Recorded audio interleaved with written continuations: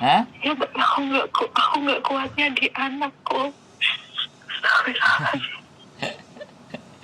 Iya, enggak lah, berdoa aja. Kalau yang namanya laki-laki ya, dia juga bener menurut saya. Jadi ya aku yang kerja gitu loh, kamu pulang, oh kan kayak gitu tuh. Iya kok, tapi kan aku bilang gini, selama aku habis kontrak, walaupun aku gak di duit apa-apa, aku Pak Bali, cuman anakku iki saulan ditinggal iki. Wes menurut aku iki gimana ya kok? Tanpa pantangannya wong tua, aku gelek duit terus anakku kayak gitu. Aku kerja pun enggak tenang aku. Astagfirullahaladzim.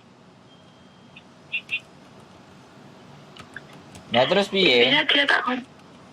Nah ya mulai anakku ya aku pengen curhat nih sampean, biasanya sampean kan wong pinter.